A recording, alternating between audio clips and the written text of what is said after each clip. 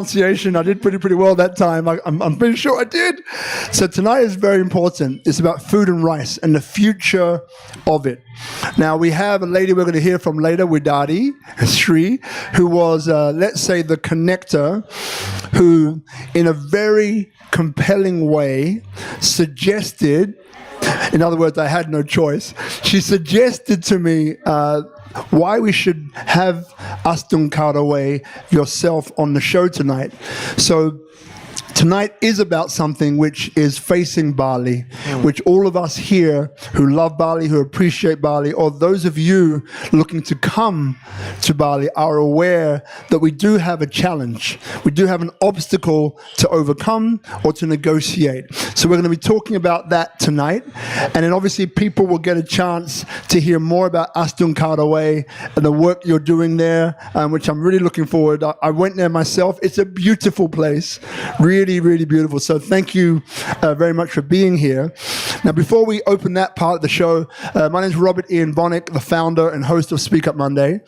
As I mentioned, this is episode 451, and it's driven out of passion that became an obsession.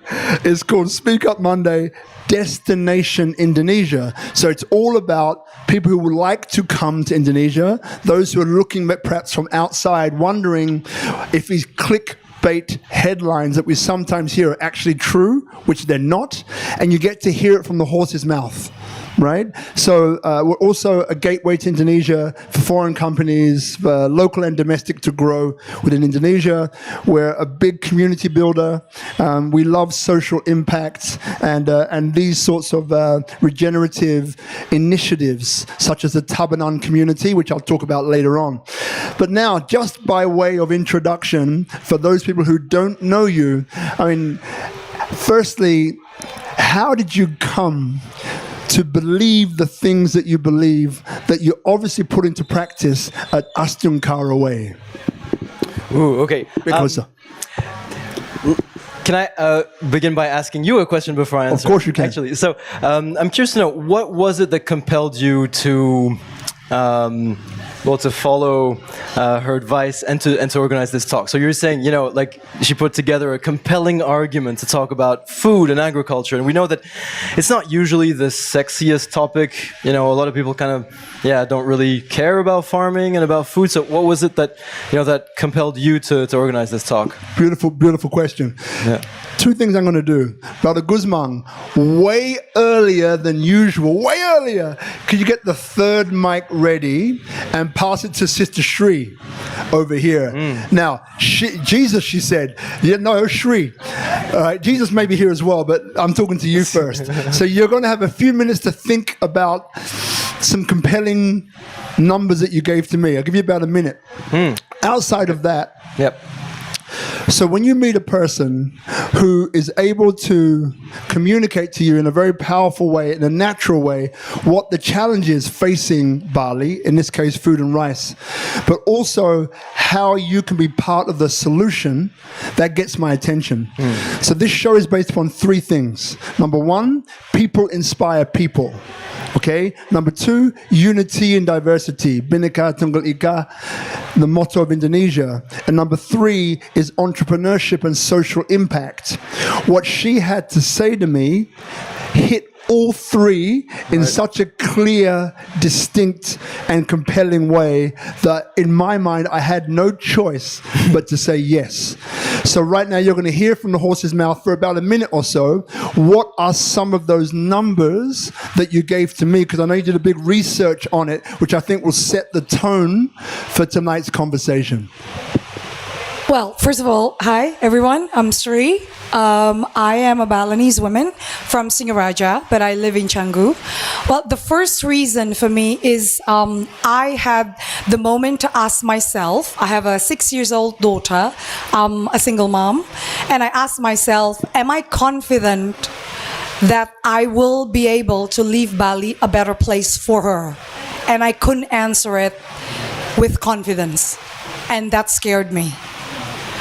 And the first thing I focused on And this actually was triggered by a lot of things. First, you heard the conversation about moratorium, in which the government planned to ban the construction of villas or hotels in the green areas, so that we can protect some of these lands to be preserved for agriculture.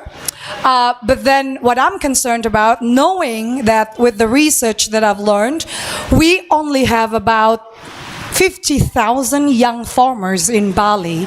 We have about, 3 or 4 million people in Bali, but we don't have that much young people who wish to be farmers. And that scares me, because it doesn't matter how massive the moratorium is, without the engagement with the young farmers and without their willingness to continue this industry, this business actually, it will not work, and I understand why young farmers don't want to be farmers anymore. It's a laborious work. It's physical. And also because they didn't always have the knowledge about technology, they're not sure that they can make profit doing this job. And they would prefer to go to cruise ships and earn about, $1,000 a month and work in air conditioner and respected, also work in hotels and wearing suits, instead of doing this physical work under the sun. And I've read so many challenges that are faced by farmers. For instance, my aunt was a farmer. She passed away, and she was in Tabanan. So she said one time she found a struggle to maintain all the lands inherited by my grandmother. And she said, if I sell this land, I will look poor. But then I cannot maintain it. This is too hard for me. And, many kids of farmers went to public schools. They don't have the skills to do farmers. So when they are grown up and they will have to learn everything from zero to be farmers, it's overwhelming from them. It's not like in other countries where you have a succession farming plan, where from you were young, the father talked to the farmers, the young people, and say, look, I want you to continue this. And then, teach them how to do this business, not just the farming technique, but also the business. And Shri, thank you. I remember there was a number, I think every year, if you remember, of agricultural land that is lost. Yes, I actually forgot the exact number. I don't bring my phone. I wish I do, but it's about 1% per year. 1% per year. Over the last 40 years, 40% of agricultural land in Bali has been decreased. Lost. Yeah. But and without the involvement of the young farmers, without the enthusiasm, and without them continuing this agriculture, this land conversion will not stop. Will not. So that is why I said to you, and I urge you to actually talk about this, because I am not confident I can do much. I am not. And I will have to bring everybody to actually care, not just about the continuation of the agriculture, but also the food security, and also the ecological preservation. Because, we built, but I've never heard, what is the plan, the contingency plan, if something happened? If, there is this huge disaster happens because there is no rice fields anymore. We don't have that. So it's not just from the agriculture point of view, but also from the ecological. I am not confident as a mother that I can leave a better place for my kid, and this is what I can do to start something. Round of applause, guys. That's powerful, huh? Yeah. So the question that you asked me, reversing it straight away, now I know who you are. That's the reason why. Yeah. And so anybody here who wants to, I can send you, so it was quite a long WhatsApp message that had some very compelling data and numbers on from her research. If you would like that, just please feel free to send a DM into the show and I'll send it to you. It really is powerful. So that's the reason why I said this is something that we we need to do. Also last week, and we'll get to the show straight after this, we had in the Tabnan community, we had a meeting organized at Jatalui. Jatalui, for those of you who know, is a World Heritage, a UNESCO World Heritage Cultural Site. Last month, they also won the Best Tourism Village in the World Award, which is United Nations Tourism Office. So now Pat John, who's one of the leaders there in the village, is very concerned that yes, the rice terraces will remain, but what his concern is, as echoed and mirrored by Sri, but we're looking to the future. The average age of a farmer there is 60 years of age.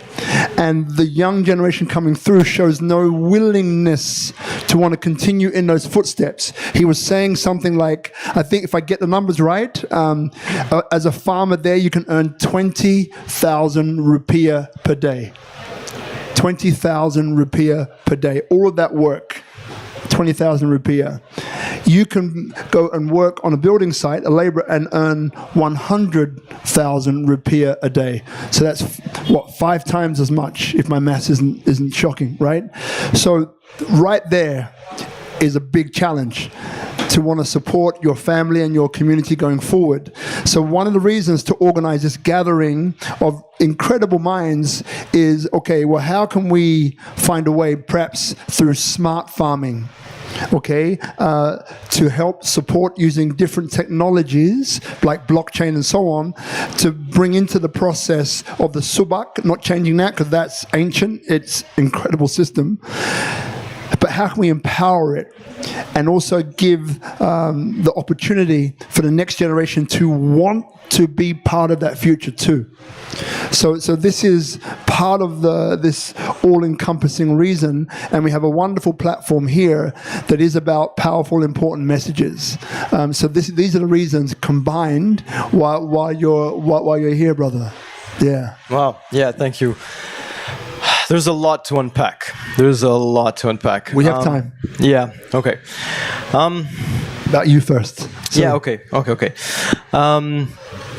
So I was born in the Philippines. My mom is French, my father is Burmese, and my mom used to work for the French embassy, so we traveled quite a bit around the world. So I was born in the Philippines, but I actually grew up in Australia. And really early on, I was very fond of plants. When I was about 7 years old, I asked my parents if I could be in charge of the garden that we had in Sydney. And they were like, okay. So, I mean, we had a big garden. So I was like, okay, I'm going to be, taking care of planting stuff and managing the garden. Basically, the garden is mine from now on. And that's followed me really my whole life. I was just drawn to... Tanguy, can I do one thing? Yeah. Can you turn down the volume of the Christmas carols in the back from Tropical Nomad? Yeah, it's just the house volume. Oh, because it's right here. Sorry to interrupt. Yeah. Yep. So I think this fascination with plants came from very early on. I think it was because of the complexity of plants and me understanding that very early on that the first evolved life forms on Earth were plants, right? The very first prehistoric plants are over 450 million years old, right? So effectively, the most advanced technology on the planet is plants. And I start with this because it's gonna come back later, and this is really important. Because I think we've forgotten that. You're talking about smart farming. I believe that smart farming is relearning to work with nature. Yeah. And interestingly, so that was my childhood dream, sort of to work with plants, to be a forestry engineer. And life brought me to actually studying finance and management, and I started a technology company. I was very fond of digital technology, so I started a video streaming company in Paris when I was 20, just at the beginning of my studies, and I ended up not finishing my studies and running that company, which grew to become Europe's largest company for video streaming for governments, companies, education establishments, sort of like a private YouTube. And anyway, a wonderful experience. I was in charge of business development, was working with investors. All this to say is, I took that route because I was acquiring skills that would then allow me to come here and to use those skills to be able to work with plants, but to understand, the base economics of the world. We could talk about that for longer, but that's really kind of the takeaway. I think I was, just building the background to be able to understand, how do you start, fund, run, grow, develop a company in this very complex world in which we live. And I really believe that all of that was exactly to bring me to where I am now, to be able to work with Astungkara Way, to bring all that knowledge to this organization that has a very, very critical mission. So there's a few people here that maybe don't know what Astungkara Way is. Yeah. So maybe just take a little bit of time to explain. Sure. What is it, why is it important, and why should people support it? Okay, so Astungkara Way is a for-profit social enterprise, just to give you, so we're not an NGO. The work that we do could look like the work of an NGO, but we are a for-profit company. We started in 2021. And it's really the result of work that Tim, here present, and his team, with whom he was working at Green School, they started work in 2018, working with the local community around Green School. So they created a program where they would take Green School parents out once a week for 4 months to participate in a course that was called Living the Rice Cycle. Right. So the idea was create a course where participants would pay to join this course and use that money to pay farmers and say, okay, guys, can we just try something here? And can you guys show us how to farm rice, once a week, guide us through the whole process from seed to table. But we just want to try one thing, is let's not use chemicals. So if the yield isn't great, that's okay. We'll guarantee the yield for you with the course, with the money from the course, right? So it was really a very intuitive, super intelligent process of kind of using funding to provide an extremely interesting experience for international participants, provide them with a unique opportunity to connect with farmers. After every session, they would sit in a circle with the farmers and exchange their life stories. And I mean, this happens over 4 months. So you build a close connection with farmers, the kind of thing that would never happen for someone from the international community, to have such a privileged connection and a series of discussions with local farmers, kind of like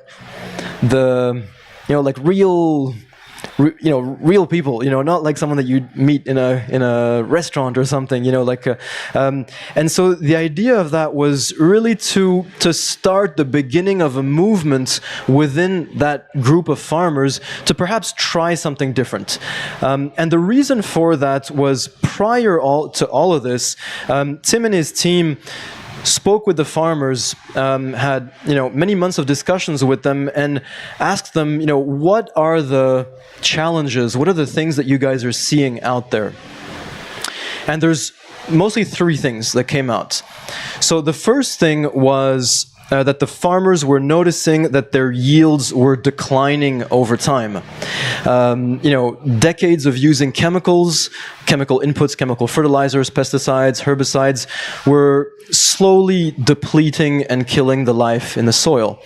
And, famously, one of the head farmers said, if we continue this way, we'll be planting rice in sand in 10 years. So that was the first thing, is just, clear prescience, like, seeing that that we can't keep going this way. That was the first thing. The second thing is, exactly as you guys mentioned, is, young people are not interested in farming. So who's going to do this? Currently, the average age in this area where these farmers are located, we still work there, of course. Average age is 59, so very close to Jatiluwi, 60. The average age of farmers in the world is 58. So this is not a Bali or an Indonesia topic. This is a worldwide topic, right?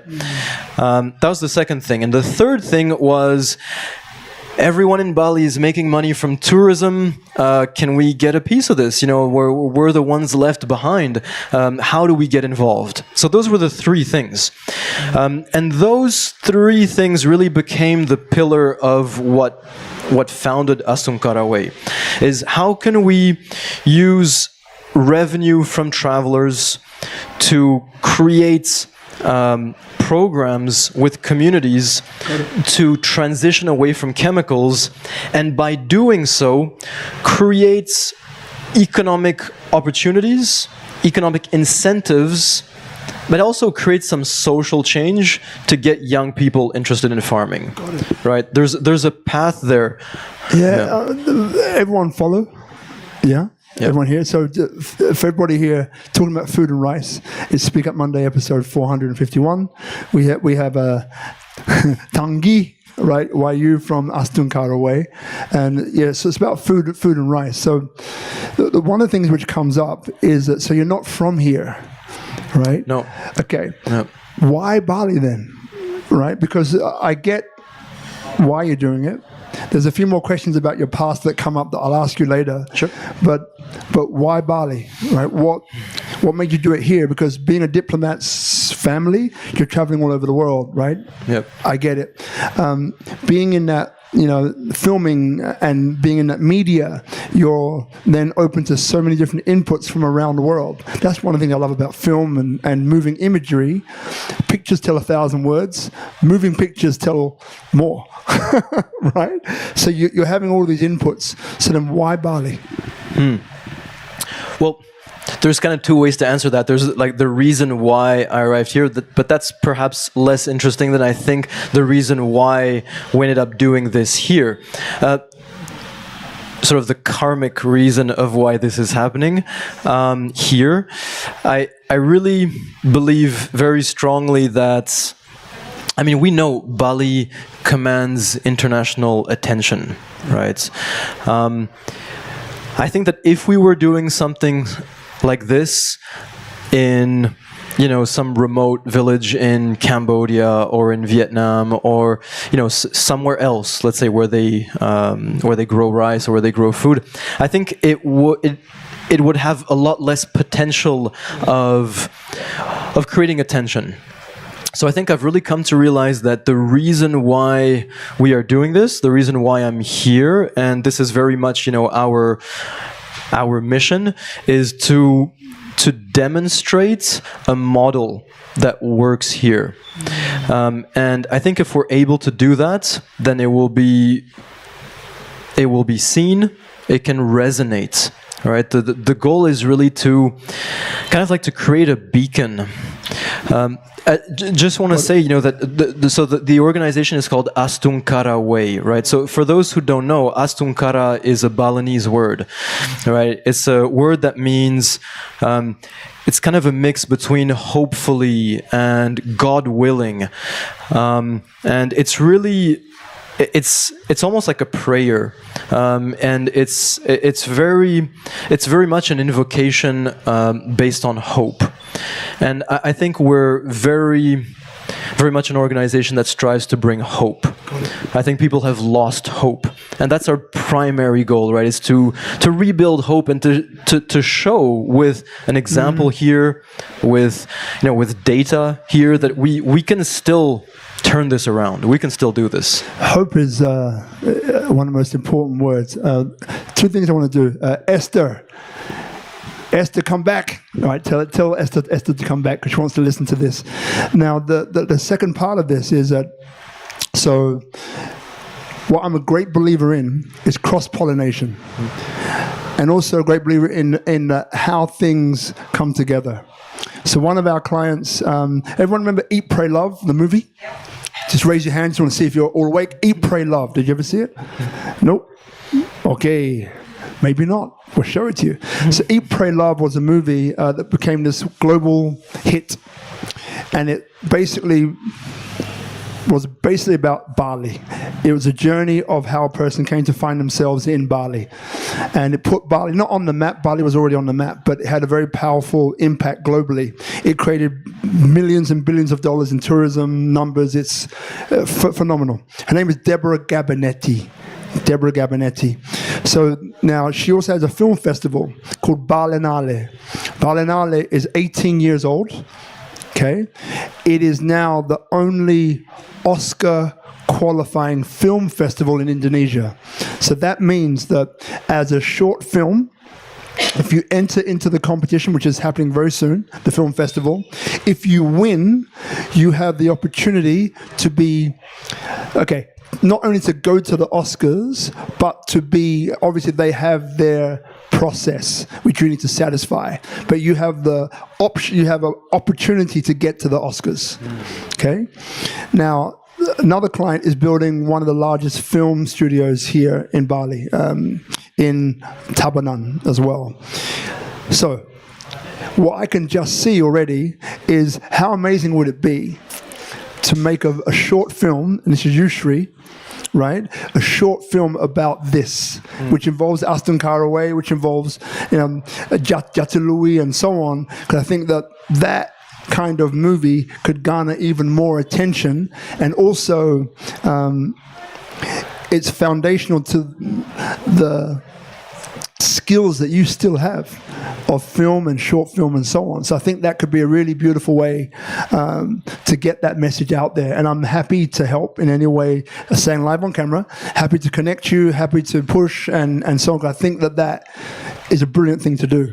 Right? Yeah, that sounds great. Absolutely. Great. Yeah. So look, for those people here that don't understand, maybe they're watching from overseas and they're thinking, well, what is the problem with food and rice? Yep. So maybe if there's three things that you could clarify, or as many as you want, but 3 is a good number. Yeah. You like 3, right? I love 3s. I do love 3s.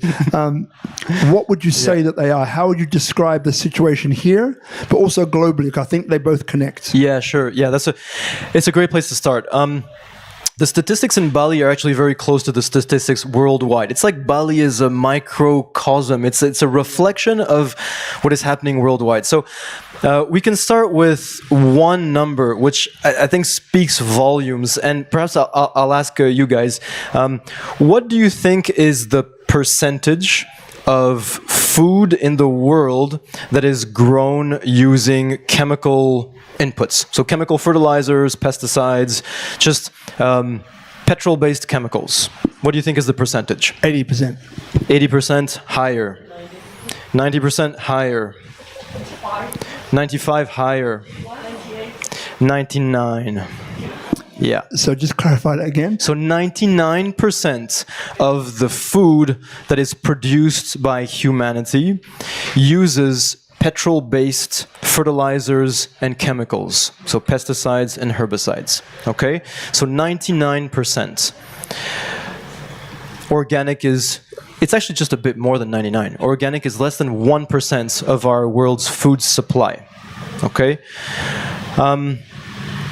It's very clear, this is, there's no more doubt, you can, see it around the world, that chemical-based farming has severe ecosystem degrading effects. Just to give you an idea, when a farmer, let's talk about rice. When a farmer sprays chemical fertilizer in a rice field, about 60% of that fertilizer will leave the field in the first 10 days. And it will leave through water. So it will exit the field, and then it will end up in a river, and it will end up in the sea. Think about, where are there still reefs in Bali?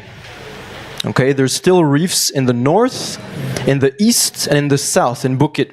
What's common to those 3 areas is that they do not have rice paddies. Wow. Okay, there were reefs in the West. In Tabanan, there were reefs, but what happened over the last 30 years is that the fertilizers exited the rice fields, went through the rivers, into the oceans, caused algae blooms. Algae took over the reefs and destroyed the reefs.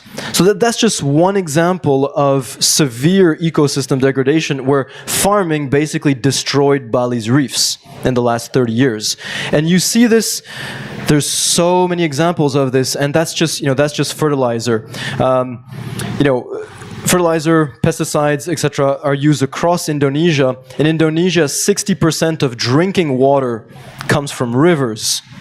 So people are drinking water from rivers full of those chemicals. So there's no doubt that chemicals, so again, 99% of the food that we produce is causing ecosystem degradation. So that's the first reason why we should stop doing this. There's a second reason, and I think this is very important as well, is that we know that in about 40 years, petrol reserves will become very scarce on Earth, right? There's estimates between 2065, 2075 that petrol will become so expensive to exploit that we will be pumping it out and using it for very expensive high-end applications.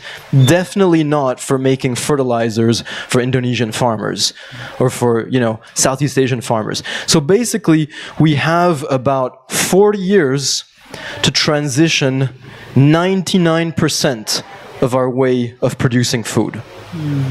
And that's the reason why this is important. Okay, and that's a completely unknown fact, because people don't know that all of our food is basically grown through a process of extracting energy from under the soil, transforming it into a liquid which you can give to plants, and then, spraying or watering plants with what is essentially transformed petrol. All right, so we're transferring energy from underground to above ground. Okay, but what happens when there's no more energy below ground? All right, and that's, again, 99% of all our food. And the reason why we do this with rice is because rice is the #1 consumed crop in the world. And the percentage for rice is very similar. It's 99.4% of all the rice that's produced in the world is based on petrochemicals. Yeah. Anyone shocked by that? Raise your hand. That's compelling numbers. Mamma mia. This show is like this. Two people or a panel is really good to hear each other, and that's great. But what's also equally as important is coming from you. So in a few minutes, this microphone, but over here, if you have a question, feel free to raise your hand. Remember, you'll be on camera for that question. And remember to put this closer to your mouth when you speak. But maybe you're in 3 places. Maybe one of you will think, I have a question, I want to ask it. Please feel free to do so. 2 might be, well, that question's a bit silly. I don't really want to ask that question because I might be embarrassed. No question's too silly. You won't be embarrassed, right? And the third thing might be, I'm way too scared to ask a question. Either tap the guy or girl next to you and say, this is my question, please ask it for me. That's one way to it.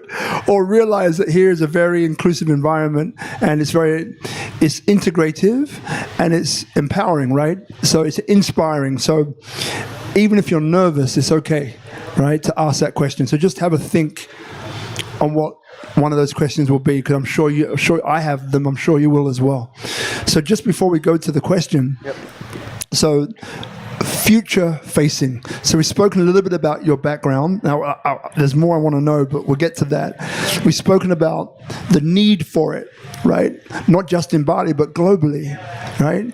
We've spoken about what Astungkara Way is doing, which we can also dive a little bit deeper into that. But what does the future hold, and how can people either here in the audience or people watching online, how can they support and help this process? Okay. So what does the future hold, first of all? I'll share another number. I don't want to overload, but I think it's important to have sort of the three pillars. The first one is, okay, since the 60s, basically, we've transitioned to a model of producing food, which is going to be, a parenthesis, basically, in human history, which is like, oh, we found this amazing substance underground, and okay, let's pump it out and feed people with it. There's so much energy down there. Let's, transfer this energy to people. But yeah, that's, just objectively not going to last forever. So that part of our history will slowly come to an end. Okay, we've established that. The second thing is you can think, okay, let's just do organic rice farming, right? Let's stop using chemicals. Just, a lot of people do that and just grow the percentage of organic. Everyone has heard of organic. Everyone kind of knows that it's just the fact of not using chemicals, right? So this has been broadly studied as well. Any crop that you start growing with organic methods, so basically instead of spraying with chemicals, you would use like compost, like, a natural fertilizer, right? So imagine you ditch the chemicals and you replaced it with compost or with natural sprays. Pretty much any crop, it's the case also with rice. When you do that, you get a drop in yield on average of 30%. Okay. And this is across all crops. It's the case for rice again. So to compensate for a drop of 30%, the math shows you that you need to increase land size by 40%. Yeah. Okay? And if you increase rice paddies by 40%, in Indonesia, for example, there's no more Kalimantan, there's no more wild spaces. This is where the study shows. You can Google it, like, can organic food feed the world? And you'll end up on a lot of very detailed studies that show that organic is really a thing for a lucky few. But we cannot feed the world with organic methods. So that's the second pillar. Okay, that's the second thing to establish, to understand the problem. And then we'll talk about solutions. There are solutions, don't worry. It's like, but you got to understand the problem. It's like organic is not the solution. Or at least organic alone is not the solution. And most of the time that's what happens is farmers stop using chemicals and they do just organic alone. And the third part, and this is where we get to solutions, many of you have perhaps started hearing the word regenerative, regenerative farming. And it's really not just the next catchword. Hopefully it doesn't serve greenwashing purposes too much, but the idea, why are we talking about regenerative is because we understand that the two first things we talked about, conventional and organic, are not options for the future. And we say, okay, what has actually worked for thousands of years? A beautiful example is in Bali. Rice paddies have existed for 1,000 years. Why is Balinese culture so rich? Because this island was an island of abundance for thousands of years. Yields were so high that people didn't have to, work so much, so they could develop painting and carving and puppeteering and all these things. And what did they understand? And that's the third thing, is what we can, in a fancy way, call agroecology. Yeah. It's growing food. So agroecology. Agroecology. Yeah? Agroecology. So it's agroecology is agriculture mixed with ecology. Understanding ecosystem dynamics. Looking at a forest and you're saying, well, no one's fertilizing that forest, no one's spraying pesticides, but over time it just increases in fertility. It produces more and more animals and fruits and diversity, and the soil is getting better and better over time. Like in Bali, rent or buy a piece of land, leave it alone for 10 years, you'll come back and there's a forest there. It will naturally, through different succession phases, it will naturally become a thriving ecosystem.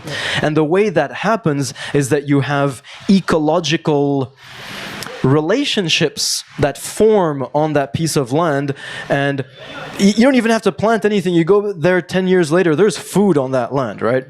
So this is the third thing, and this is where we kind of need to go as a species, and the research backs this, and this is what we are working with farmers to bring back, is agroecology adapted to rice cultivation. And you can put it under the umbrella of regenerative rice farming, but it really is understanding that if you restore the ecosystems of a rice paddy,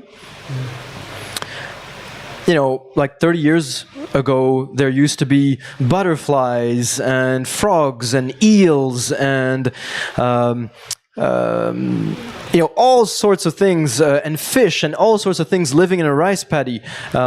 If you go back to that, not only will you restore ecosystems, but the research shows you will actually increase yields, and they are comparable, if not higher, than with chemicals. There's three things, but I do one that come up. And remember, the second part of that question is the future and how can we support. But this links to that. Yeah. So this is episode 451, right?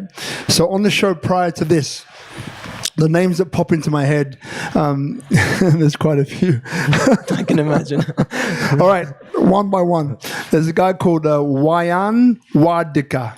Wayan Wardika. So he's known as the firefly guy of Bali. Yeah. So fireflies, Wayan Wardika. Yeah. There's a very important reason about fireflies and how we are here as a human species is connected directly to a number of fireflies. But I can't answer that one. I don't remember.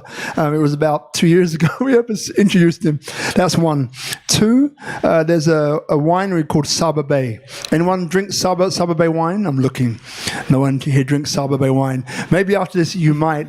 So Effie, the CEO, the owner, was on the show as well. And so they have mapped the amount of area that was used for agricultural purposes over the last 20, 30 years. So part of their program in growing wine here is how can they increase the amount of regions which are growing wine in Indonesia. Wayan Wardika, Effie Gozali.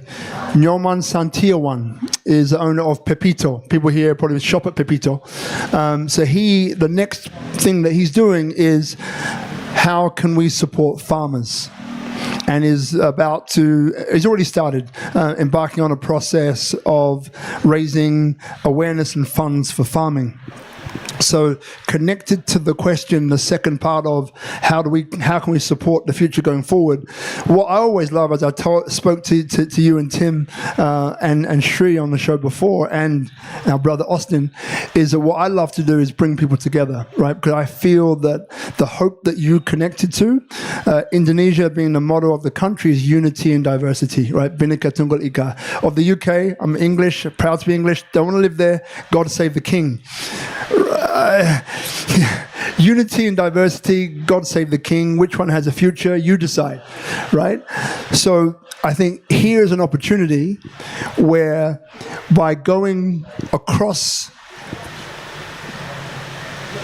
syndromes, across walls, across barriers potentially, that you can start to bring people together and have a bigger voice together to raise more awareness, probably to raise more funds, and maybe to have a bigger impact.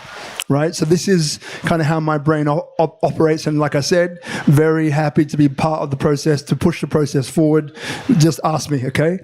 So the second part of the question then is, so you've highlighted some of the challenges, some of the solutions, but what for you can the future hold in terms of what is it that people here, either watching in person or watching online, can contribute? And then we're going to go to questions. Yeah. I think that there are many ways to contribute. I think one is a bit cultural. I think there are a lot of sort of a lot of people have the dream to have, let's say a beautiful house here with, let's say, a pool and, a small garden, and, understanding that, that choice has implications on ecosystems. First of all, this is part of like your own choices of what are your dreams will have an impact on the broader direction that this island is going into. If you, for example, have a house, have a villa here, and decide to give a bit of space to nature, to provide a bit of space for natural ecosystems to form, I think you will be able to reconnect with a sense, to reconnect with nature. Sorry, this is my point, is that I think what is lacking is first-hand connection with nature. And when you don't have that first-hand connection with nature, and I mean like, wild nature, and you don't need much here in Bali because you just leave, again, a portion of your garden, empty, just plant a fruit tree, some flowers, and a year later, it's an ecosystem. Even inside the house, be honest, or even inside the house. It's true. And if you do that, I really think that it can only cultivate a sense of awe, a sense of just being inspired by what is the most advanced system technology on this planet, right? And a lot of us have lost that. And I think if you don't have that, it's difficult to work towards that in any enterprise. What you're suggesting is, what can you do in your spare time? Can you donate or whatever? But I mean, you can do all that, but if you don't, in your heart, reconnect with the essence, with that absolute power, with that magic somehow, then I think you're missing the first step. Got it. So I think that's the first step, and then the rest is your own story. I'm not going to suggest what should be the second or third step. That's absolutely how however you want to take it. But I do think that the first step is reconnecting with nature, and I would even say that perhaps the next step is not only nature but reconnecting with food, because we've grown so disconnected to food. Like food has become just a way of getting calories into yourself, into feeding this flesh. And I mean, I think everyone knows this. At some point you grew some tomatoes and you ate those tomatoes and you're like, damn, these are the best tomatoes I've ever had. Or you grew a bit of herbs and you're like, this is real basil, or this is real, that's the beginning of wonder, of just realizing that this spaceship that we're on, that's floating through space, has evolved a way of providing medicine to us. It's not food. It's what we need to feel good, to be at the maximum potential of the animals that we are. So that would be the starting point. All right. So thank you. Yeah. Questions, Brother Guzman, microphone to our sister Shri. Christian, come and grab the seat here, my brother. Come on, man. Just come and sit here. You're part of us, man. Don't be so far away. Come on, sit down here. And you're not on camera. So once a month, we have a show. It's the first week of the month. It's a health-related show. It's called Health Hub Bali. And basically, sit down, Christian. You're good. So basically, we had 35 or 36 episodes now of that. Now, part of one of the episodes, and we work with Bali Medical Tourism Association. The chairman is a guy called Dr. Patra Jaya. Beautiful man, great soul.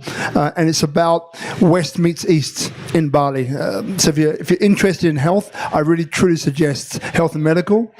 The first Monday of every month, show up. Okay. Now, part of that is that food is medicine. Okay. Yep. So there was a guy I met a long time ago. Anyone heard of a guy called Don Tolman?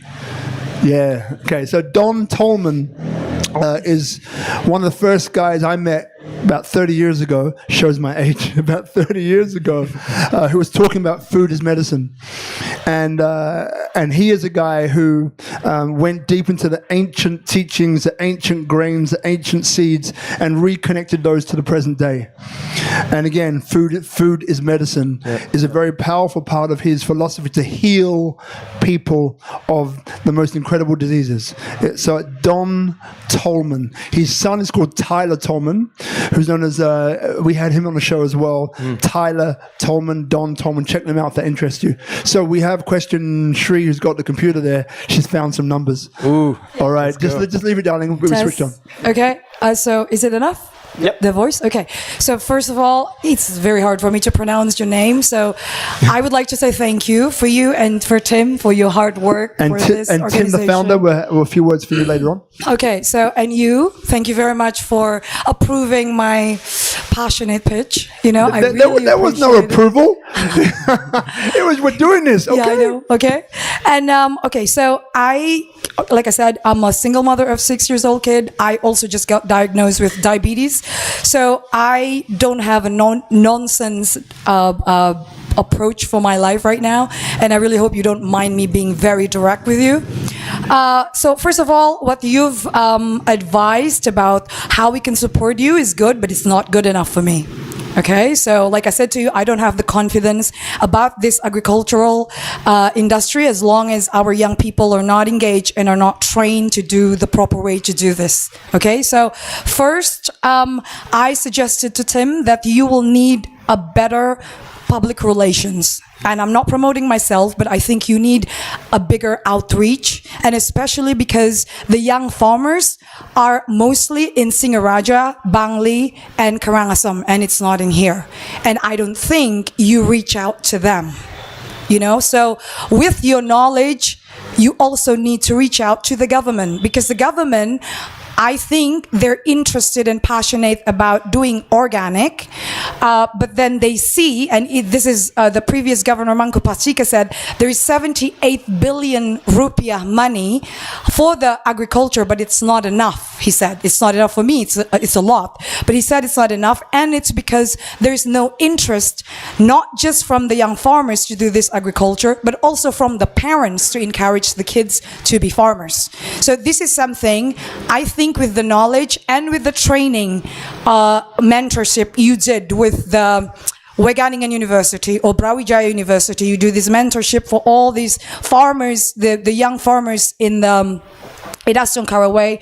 I think you need to talk to the government about how you can expand this. So it's not just in a small circle, but you can actually reach the young farmers where they are. And I will be happy to help you reach out to some of them, because I know and I talk to some of them, okay?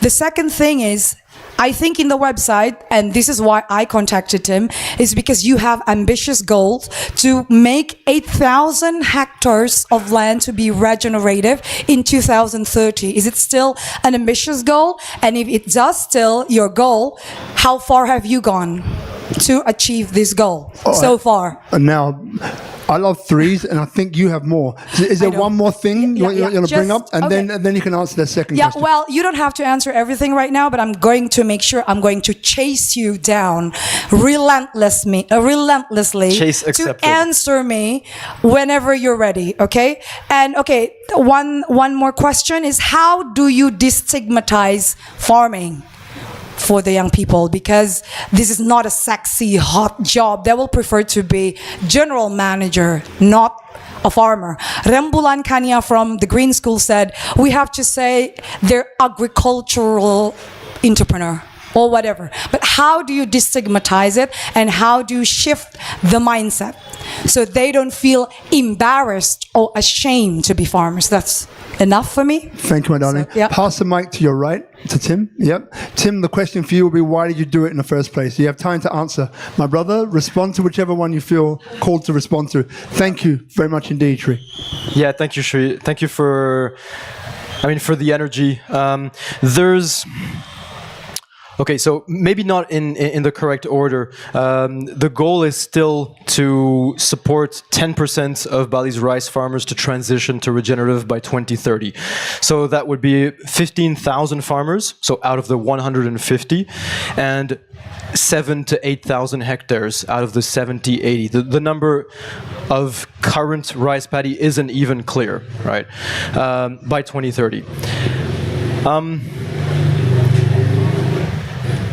When embarking on such a mission, I think it's important to do things step by step. And I'll just go through like very pragmatically what were the last steps, just so you understand the journey and also how it's ramping up. So in 2023, we were awarded a grant and a technical partnership with Wageningen University and Brawijaya University. So two leading agriculture universities. Wageningen in Holland is kind of regarded as the best agriculture university, agrotechnic university in the world.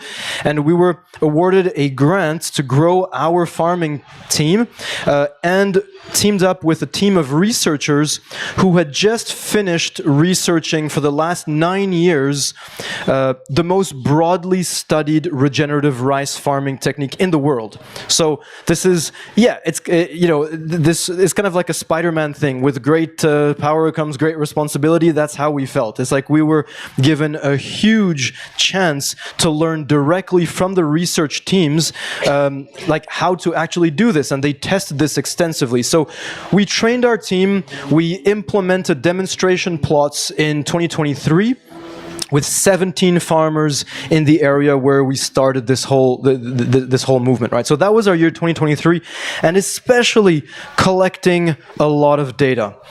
What is the economic impact, on yields, but also especially on revenue, profits, the inputs, the work time. You got to be sure that what you're suggesting is actually a good idea. First of all, so that's what we started in 2023. We ended that testing phase in February of this year with 17 farmers, and we started reaching out to other farmer groups in February of this year, right? We will end the year with around about 200 farmers, so from 17 to 200. And what we do with those 200 farmers is we provide free training, we provide a financing mechanism to de-risk the transition for them. We do all the processing of that rice, and we sell that rice to hotels and restaurants. So we're basically learning 4 businesses in 1 year. We're building a training academy. We're building a micro lending bank that manages cash flows.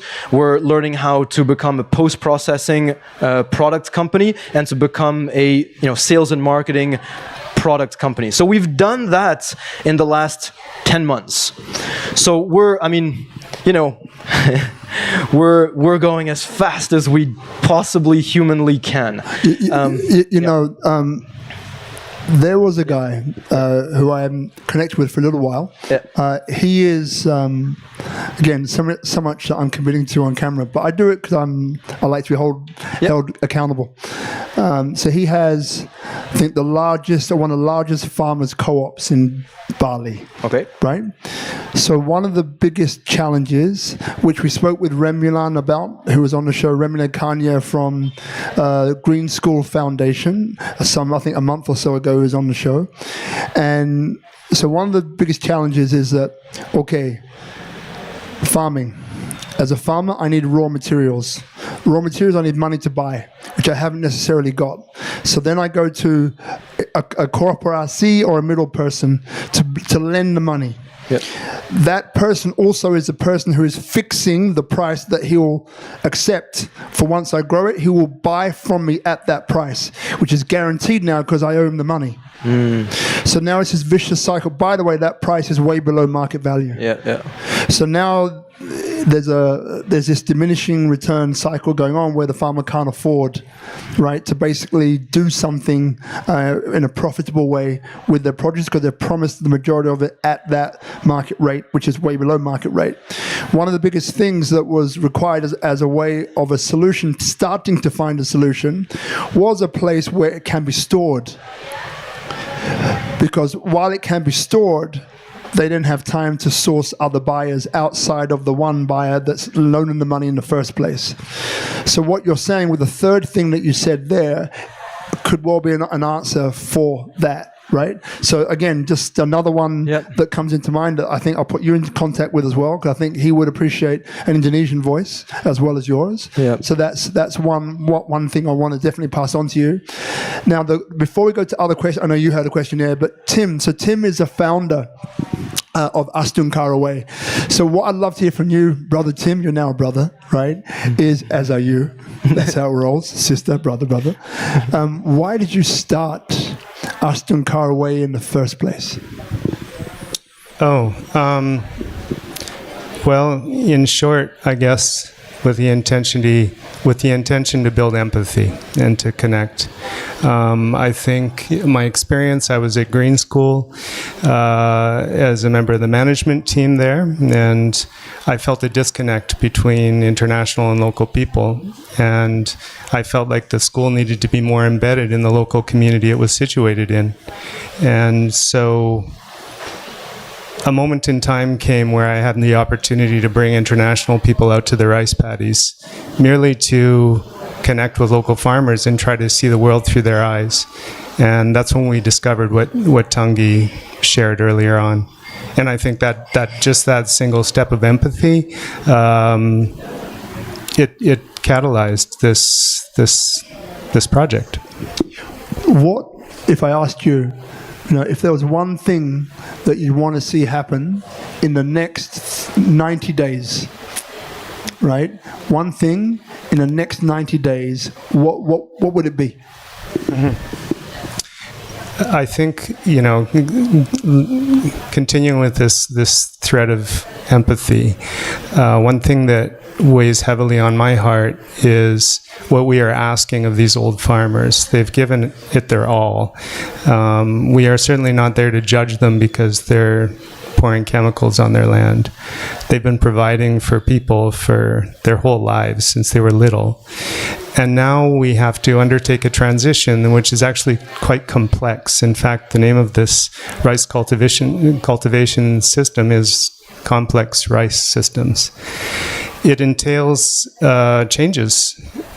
Farmers are resistant to change. They're creatures of habit. The security is everything to them. So we're putting the weight of this transition on the shoulders of old people who've already given a lot. It's my dream in the next 90 days that we would be able to devise some way to get young people in Bali, whether they are going to be farmers or not, but ideally, in fact, in my heart of hearts, I see young learners in schools, international, local, somehow participating in this process and becoming active players in this transition. Last question. By the way, none of this is scripted, right? So I'm putting him on the spot. But thank you for being... I mean, with the intention of lifting some of the weight off the shoulders of these old guys who've been working so hard for us.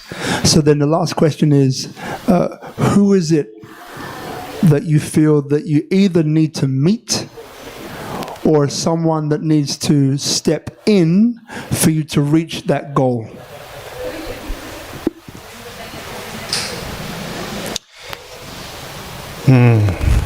That's a tough one. I'm not sure I have the answer to that. I mean, you can even describe the kind of person or the kind of position or the kind of weight that they would come with in order for you to reach that goal.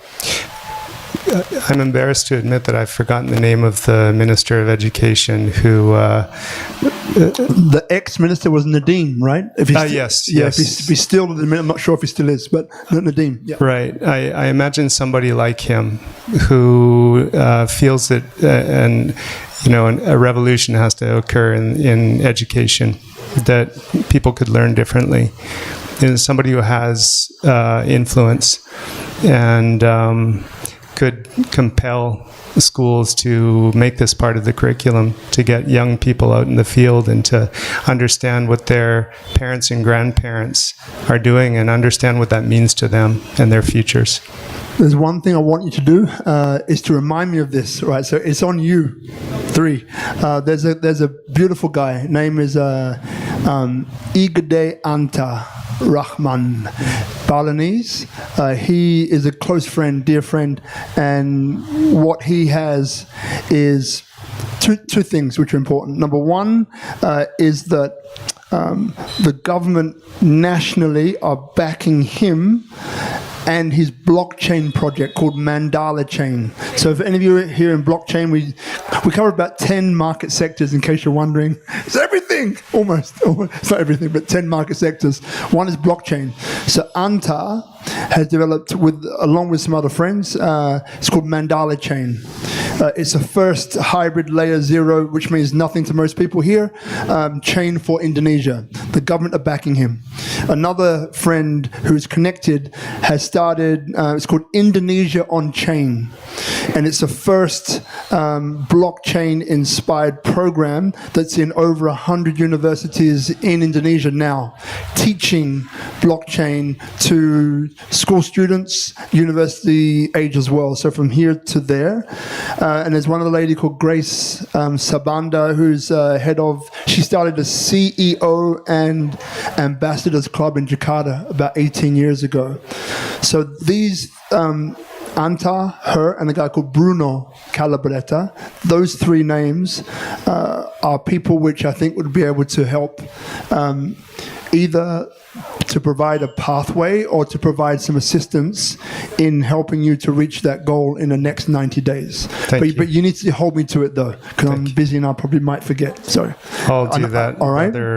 Okay. Robert. Yes, no guarantees, but I will try. Yeah? Thank you. Okay. Now, the microphone in front of you, because you had a question as well. Yeah. So much.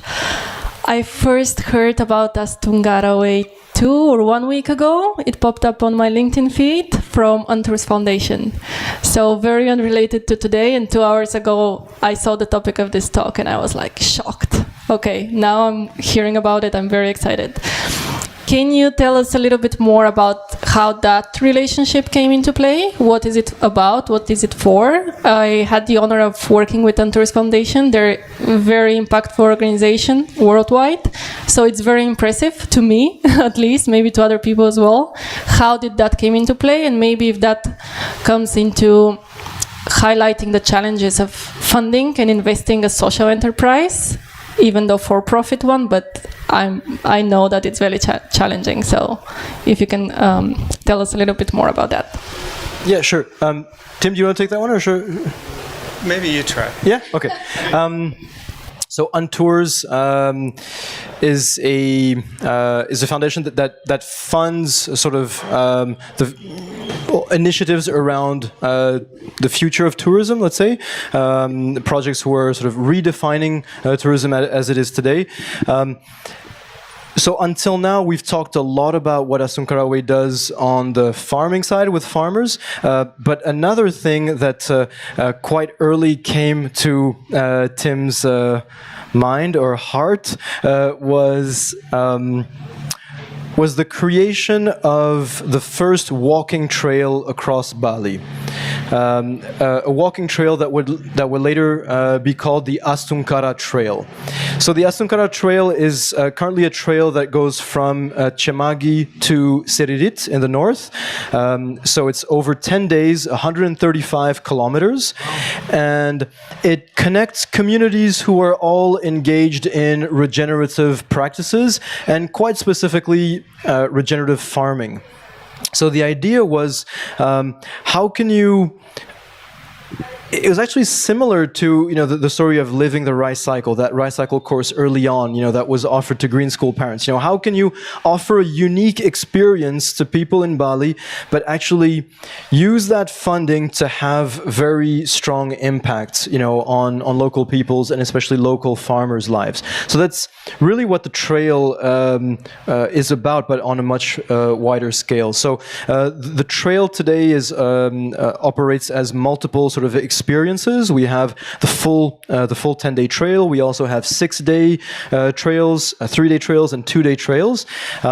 It's a really amazing experience. It's been called by Condé Nast Traveler the El Camino of Bali. Just about 3 weeks ago, there was a National Geographic article about it, saying that that this is kind of what Bali needs a lot more of. We've been covered by the Financial Times, etc. We actually don't do any advertising, and the trail, for example, next summer is already pretty much fully booked. So the trail is a beautiful way to offer travelers a way to reconnect with nature and the source of their food. So we bring them to communities who have been practicing sustainability for generations. Everyone in the world is talking about sustainability, how to become more sustainable, and there's so many communities in Bali who have been doing that for a very long time. And so what if we were to offer a way for travelers who really come here to connect with something which is, I think, very different from what most travelers now find when they come to Bali. Offer travelers a way to actually learn something from Balinese people while they're here. And I think that's a very rare experience, and we position that in through the angle of learning about sustainability and relationship to nature and to food. So we were presented to eCare Foundation, and we wanted to make some investments to expand the trail, to expand a bit our capabilities on the trail. We submitted a request for funding in mid of 2022. In mid of 2023, and very quickly the funding was approved, and we received that funding at the beginning of 2024, which effectively allowed us to sort of expand our team working on trails, to work a bit more on understanding the economic and the different types of impacts that we're having on through the trail. So that's the relationship with TUI Care. So they're supporting effectively the trail. I just want to quickly point out that the trail is not at all disconnected from what we do with agriculture. Actually, what the trail is our way of, number one, creating a profitable business that actually funds our work in farming until that scales up to be profitable on its own. That's a really important thing, right? Because all this stuff that we're doing with farmers does not make money until it scales up to significant numbers. So the way that we do that is first by creating a regenerative travel organization. But actually what that does at the same time is that it connects with local communities across the island and allows us to engage with those communities, to understand their challenges. And the rice farming community that we're working with, that's the epicenter of this whole movement, is one of those communities. It's day 3 on the 10-day trail. And our vision is actually to do the same thing that we did with rice farmers with those communities along the trail. The trail is somewhat of the backbone. It sort of points the way for us to be able to sort of, to engage with those communities and develop with them regenerative farming programs. So, day 5, for example, is coffee farming. After that is cacao. And, it's very likely that our next program where we would implement the same method, so, get funding, technical partnership with specialists, and work with those communities, likely in this case on agroforestry systems, and then build a team with expertise on that. That is our path to building our future as, I think, a regenerative products brand. So rice is really just the starting point of this journey. And perhaps the last part of your question was about funding, and I think it goes back to your question as well. So, what we spent the last year and a half doing was collecting data to demonstrate. Well, first of all, to be to be comfortable with and to demonstrate that regenerative rice farming, complex rice systems, this method is actually a viable way of growing rice. So we've collected a lot of data over the last, over the last 2 years, and our plan was to be able to use this data to then fundraise and say, okay, this is proof that this thing actually works, and it improves the livelihoods of farmers by this much. It improves ecosystems. It has this whole range of impacts on ecosystems. And just last week we were able to close our first round of equity fundraising, which will be effective in January for 250,000 euros.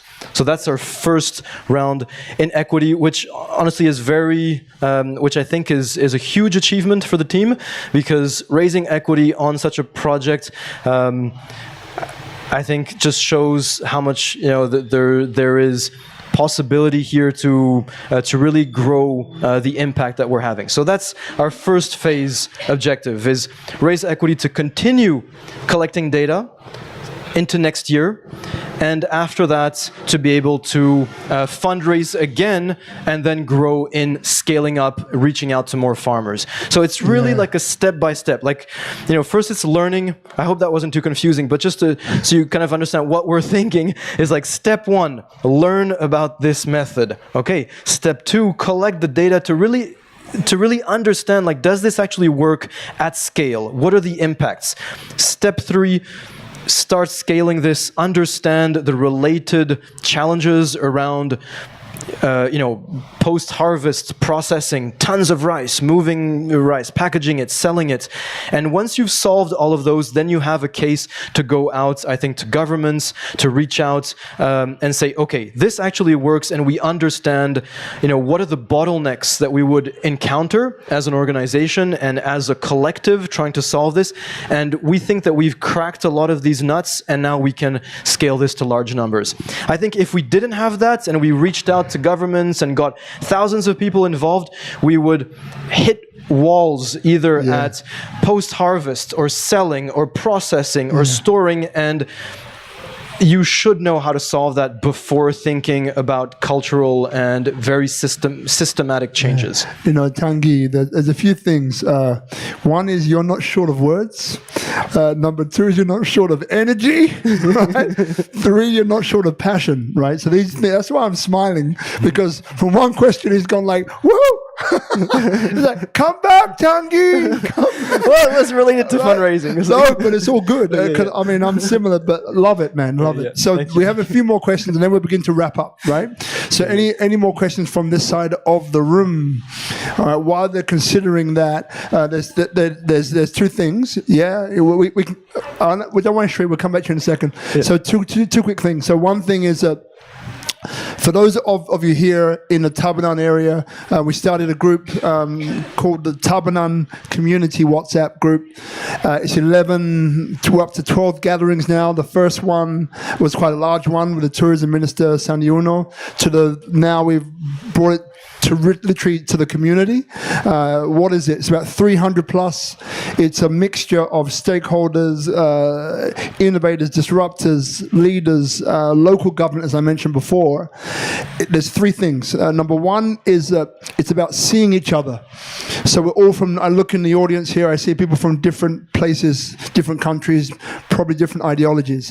One thing is about when you're close to somebody and then you get to hear their story or hear part about them, you begin to find common ground.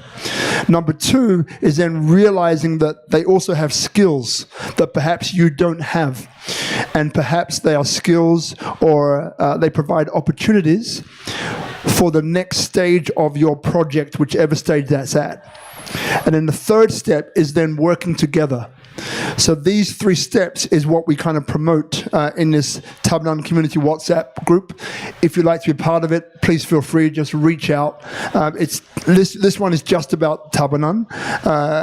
But again, beyond that, what I can very clearly see is that, and this is the power of places that we're here, unity and diversity inspired, is that by pinpointing some of these people working across industries in different areas, you can create some kind of collective, and with that collective you can create more impact, right? So these are the things which are coming up from today's conversation, which I think are powerful things that can help to push things forward in the next 90 days. So Shri, over to you, my darling. Make this one quick because we're going to see a few more questions and we're going to zip. Sorry, Shri, can I just jump in? I just want to say that actually I fully agree with what you were suggesting earlier, that we need to open up and reach out. I think I've been trying to explain that I think the time is now, and I think it was early before now.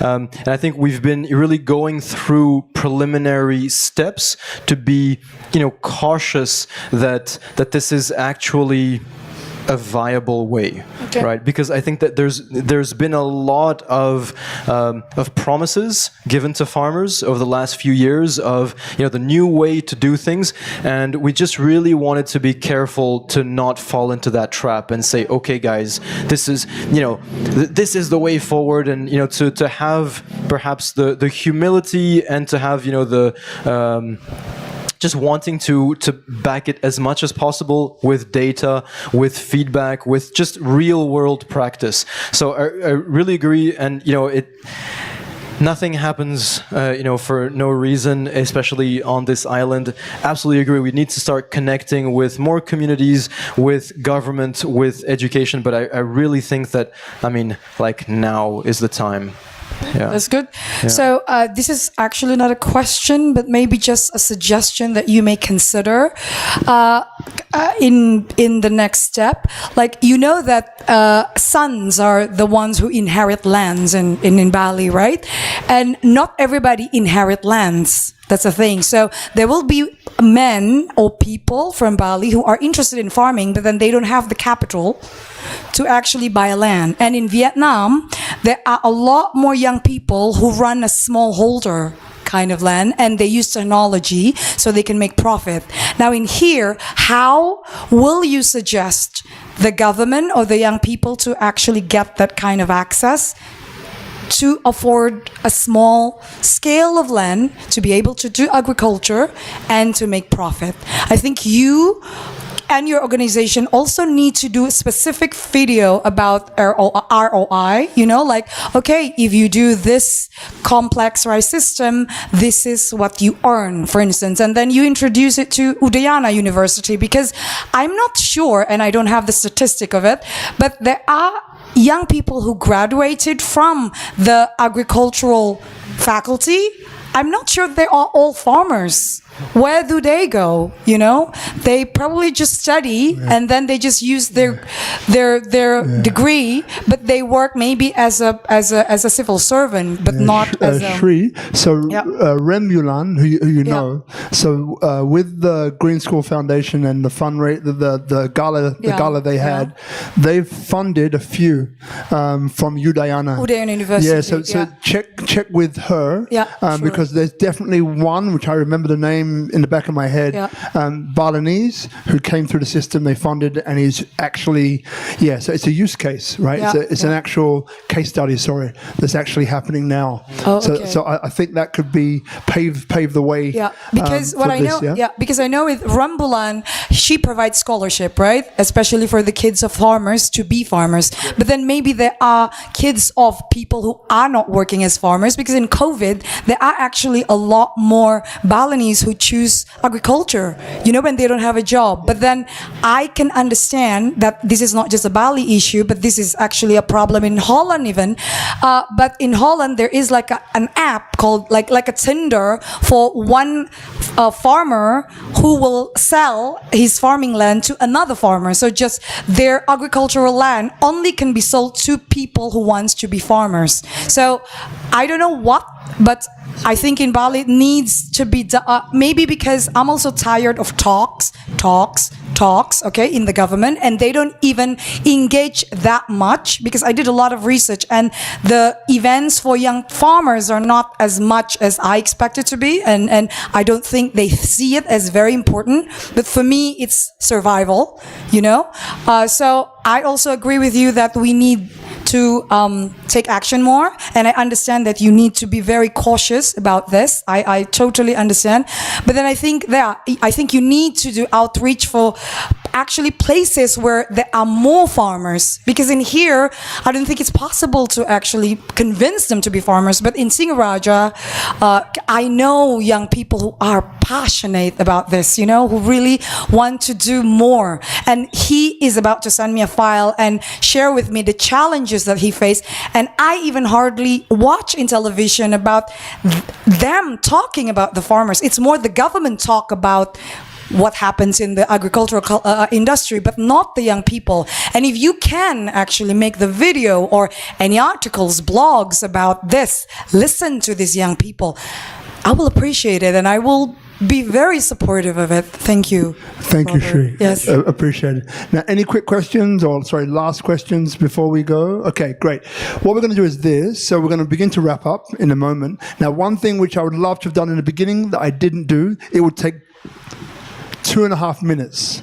So if you could just wait after this for about 2.5 minutes, I promise you it will support and assist your next 90 days, right? And that's one thing. The second thing is, after that, we're going to do a quick photo together, right?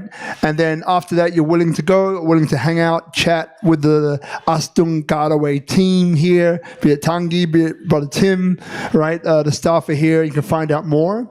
And if you're watching and you'd like to understand more or know more, I'm going to ask you in a moment to give people an opportunity. How do they get in touch with you, right? So that's one thing in your summing up. By the way, the last question for you will be summing up, all right?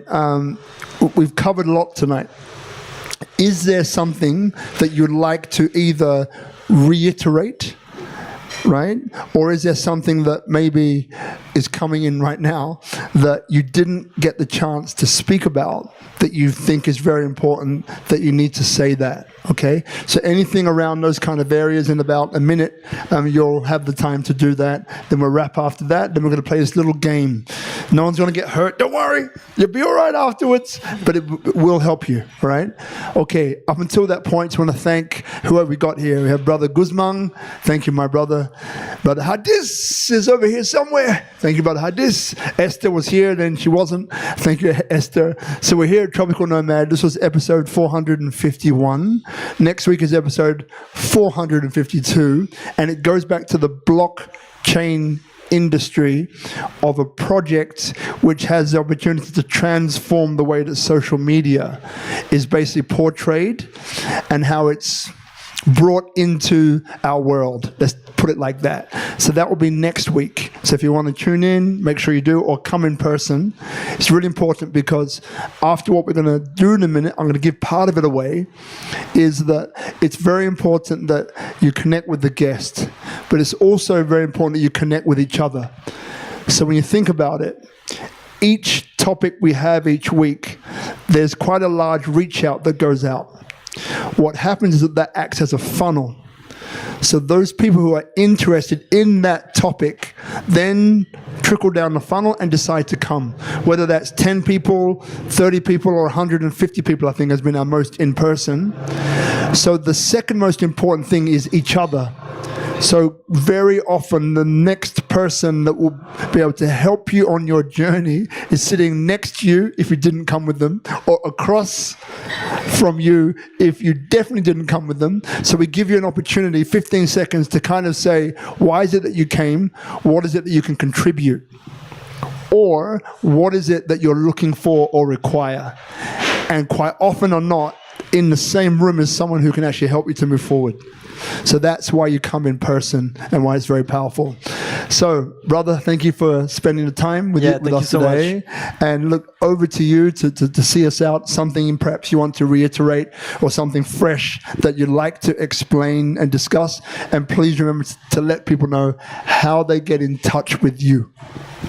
Okay, so how do they get in touch with us? We have, well, perhaps through Instagram. We have 2 accounts. They both start with Astungkara Way. Astungkara Way, Astungkara Way, and then underscore, and we have 2. So we have one which is trails, so that's all about the Astungkara trails in Bali, and the other one is underscore farms, and that's about our work with farmers. So that's one good way to get in touch with us. If you want to just ask, suggest, feel free to contact us through that way. I think there's been a lot shared tonight. I think perhaps as a follow-up to what I was suggesting earlier, to the first step being the reconnection with nature and with food. If you're in Bali, we have a free sort of gotong royong, so community work session that we do every Wednesday afternoon from 4 to 6 in our headquarters, which are out in the rice paddies. It's a great way to start that reconnection with nature and with food. So you can see that on our Astungkara Way _farms Instagram. And if you would like to participate in one of the trails that we organize, because the goal of the trail is really to reconnect people with nature and the source of their food, then feel free to connect and participate in one of our trails. It's really something that is offered. I mean, we often call it it's an invitation from the heart. Our team, they're all Indonesians, most of them Balinese, and they walk pilgrims, as we call them. They're not tourists, they're not travelers, they're really pilgrims. It is a pilgrimage across the island. And I can just only recommend this experience, because I think, and we've heard so many times, that for people it's been a way of rebuilding that reconnection, and that's why we've created this trail. It's really for people to be able to start that journey. So I would just really invite for you all to experience that. Thank you, everybody. Ladies and gentlemen, a round of applause, please. Tanguy, Brother Tim, Sister Shri. Thank you.